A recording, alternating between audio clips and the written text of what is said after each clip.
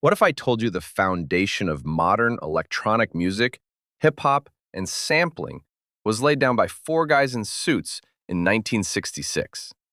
This isn't just a song, it's a glitch in the matrix. This is the story of Tomorrow Never Knows, the track that ended the old world of music forever. John Lennon had just read The Psychedelic Experience and wanted to capture the feeling of a spiritual awakening. He walked into Abbey Road and told producer George Martin, "I want to sound like the Dalai Lama preaching from a mountaintop, miles away." Most producers would have quit on the spot, but the Beatles and their engineers decided that if the sounds didn't exist in the real world, they would have to invent them using nothing but magnetic tape and imagination.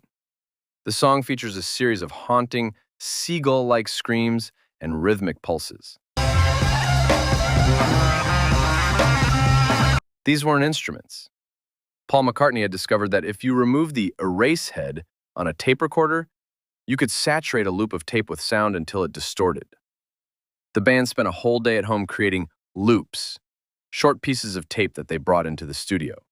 They had 5 different tape machines running simultaneously, with technicians holding the loops up with pencils to keep them from tangling. George Martin sat at the mixing board like a conductor, fading these loops in and out in real time. It was the world's first live remix. To get that Dalai Lama vocal effect, the engineers did something radical. They took John's voice and ran it through a Leslie speaker, a heavy wooden cabinet containing a physical rotating horn usually reserved for Hammond organs. As the speaker spun inside the box, it created a shimmering or vibrating effect.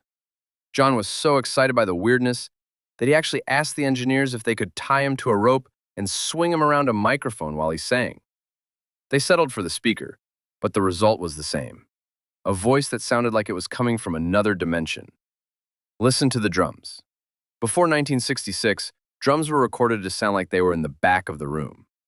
For this track, Ringo Starr and engineer Jeff Emmerich stuffed a woolen sweater inside the bass drum and moved the microphone just inches away.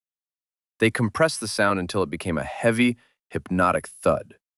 It's the big beat sound that wouldn't be heard again until the Chemical Brothers and the 90s rave scene. It's a loop that never changes, creating a trance-like state that was 30 years ahead of its time. The title, Tomorrow Never Knows, was actually a Ringoism, a mistake Ringo Starr made that John loved. The lyrics tell you to turn off your mind, relax, and float downstream.